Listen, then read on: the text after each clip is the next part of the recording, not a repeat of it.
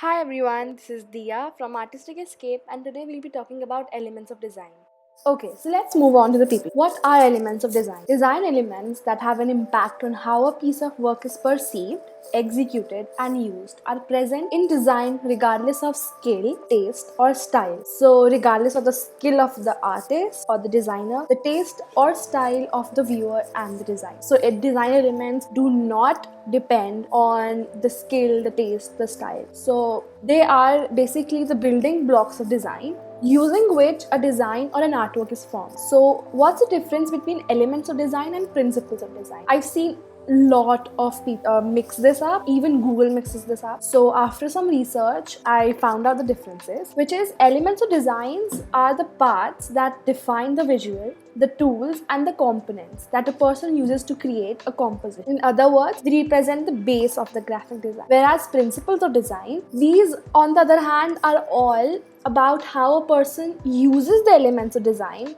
to create a visual and convey a message.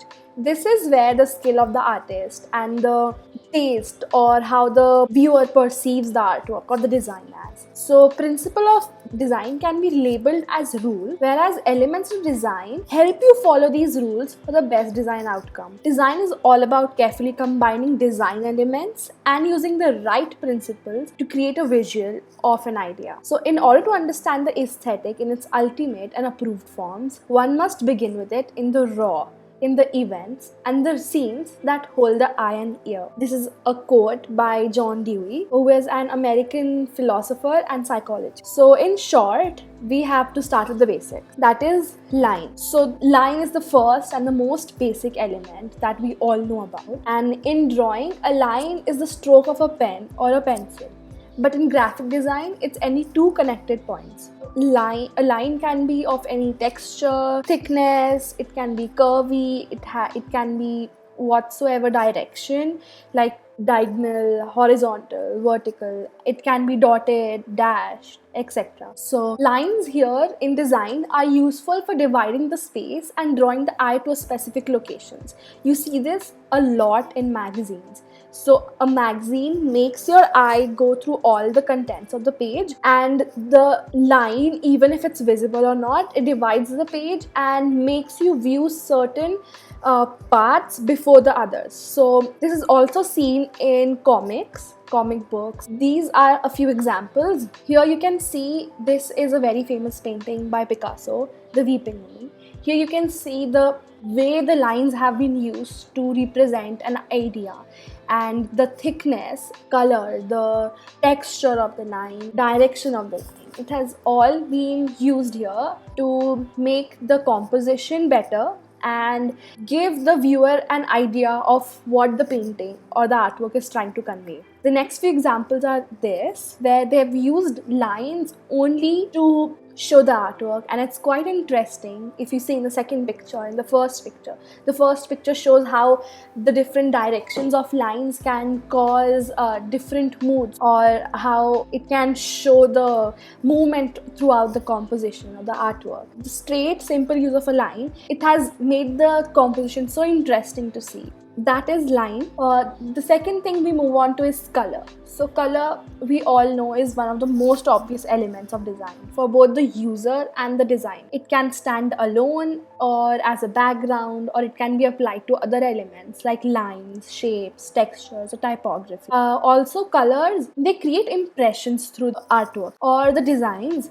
create the mood for the composition, the design, tells a story about the brand or the artwork. So if you talk about brand, let me give you an example. So if I tell you Subway, imagine Subway written in front of you. You won't imagine it in pinks or purples. You'll imagine it in green and yellow. And if I were to give you only these two colors and tell you to find out any brand that has these two colors, Subway will quickly come to your mind. So that is how you associate colors with brands and artworks and people or moods, etc. So there are a few types of colors that you have to know. So primary colors, these are the most basic colors: yellow, blue and red.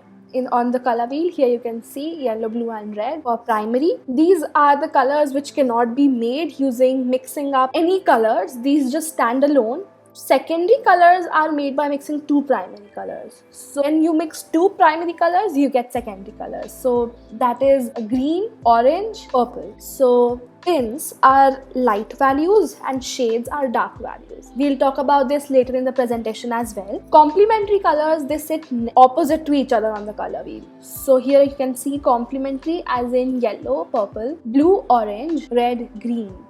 They are in a way that they look lively, and each color is noticeable when you put these two together. So if you were to put red and green together in a composition or a design, they'll both make each other stand out, and it will also look very nice to the eye. Analogous colors sit next to each other on the color wheel. So for example, these four colors, or maybe these two colors, or these. So analogous colors, they are really closely related. So when you see it, it looks pleasant. For the next, it's neutral colors. They don't really show up on the color wheel, and they're sometimes called earth tones. So these include black, white, brown, and grays, etc. These are a few examples of colors. So this is Leonid's Rain Russell 2. Here you can see the way he has used color. It has made the composition or the artwork pop out so nicely, and it makes it look dynamic and interesting. Here you can see this artwork is made only using primary colors, so that also makes it look really nice to the eye. So moving on to the next element, that is shape. Shapes, geometric or organic, can add interest to the composition or the design. Shapes are defined by boundaries such as lines or colors, and they are often used to emphasize a portion of the design. So everything ultimately is a shape. As you can see here, these are a few polygons that can be named. So for example, if I take anything, suppose my phone, it is also a shape. If I take my glasses, even these are shapes. So everything is a shape. Moving on to how it can be used in a composition. Okay, so this is Stuart Davis's In Full Swing, and he has used shapes in abstract form to show the mass culture and modern civilizations, etc. So this is how shapes can be used to make a really nice composition. Moving on to the next thing, that is form. So forms are three-dimensional. There are two types: geometric, which are man-made, and natural, which are organic. So a digital or a physical form can be measured by height, width, and depth, and a form can be created by combining shapes. So what's the difference between shapes and form? Form is a three-dimensional object, whereas a shape, 2D, the shape is then used in combination to form a form. So here the forms can be enhanced by shading or color or texture. So if you can see here, the colors here, this part has a darker tone, this part has a middle tone, and this part has a lighter tone. So this together, it shows the placement of the object, or from where the lights are coming, where the shadows fall, and this also makes it look more 3D. So forms are basically 3D and shapes are 2D, remember that. Next, looking at forms in artworks. So let's move on to see how forms can be used in compositions and artworks or design. So here in this painting, this is a still life, and form has been used by the change in color and texture to show a rounded shape in the lemons and the plate, or how the table is sloping. So that is how texture and color can enhance a form. Next, these are geometric paper forms. A form is made out of paper, and it is used to create these really interesting compositions. And this is Hans Arp, which is sculpture to be lost in the forest. So this was a time period when all the abstract sculptures had started emerging, and you would see many artists making all these sculptures through forms and their flow and their roundness or their color, texture, etc. So these forms were extremely influential on the birth of abstract art, and particularly Cubism. So I told you about the time period where it all started gaining popularity. This is how birth of abstract and cubism sculptures started becoming more famous. Next is size. Scale refers to the size of an element in relation to the other, and playing with the scale and size of your objects, they can add interest or emphasis. Talking about emphasis, here as you can see, this is getting more emphasis than this dot, this little circle over here. So you can see if you see this one and this one, it looks more interesting than maybe this one or this. So how size and scale can add emphasis and interest to the composition. And here if you see, size and scale is also largely used in perspective. So here if you see, the hand might look bigger than the city, causing the city to make it look like a model, whereas what it could be is the hand is in front of the camera or the frame, whereas the building city is far behind. So when it comes to elements of design, size is often about the relationship of one item to the others around. The larger an element is, the more it will stand out visually. So it can also bring balance, proportion, or any hierarchy in design. Moving on to the examples, this is Curiosity by Jeff Jordan. If you see here, the chick, it has been shown in such a big size to create emphasis on it and to add interest. And this changing of the size and scale to unrealistic proportions, this is where surrealism started. So here this is Sunrise by the Ocean, Vladimir Kush, where the eggshells have been shown in such huge proportion that it makes the sun look like a yolk. And next here, so this is an advertisement which I found really interesting. If you see the little cards down there, it's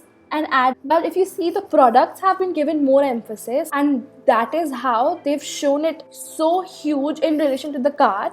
The card simply suggests that it is a product, and that is what they give. This is an amazing example of how you can add emphasis on something through size of the push. Texture. Texture refers to the surface quality in a work of art. We associate textures with the way that the things look or feel. So this is what makes a 2D artwork or design look more realistic, and it helps us identify. So when you see here, you can identify this is wood, this is broken glass, this is a basket texture, this is sand. So that is how texture can add to how realistic the artwork look, how we use it visually to identify what these are. So here if you see, I give you this shape. Can you identify what this is? No, right? You just see it as a rectangle with rounded edges, a little bulging on the side. But if I were to add texture to it, you suddenly know it's a tire. That is an actual sketch, and that is how texture, the details, it adds to how realistic the artwork looks and how even the most little details matter. To see the examples, this is a self-portrait by Van Gogh, and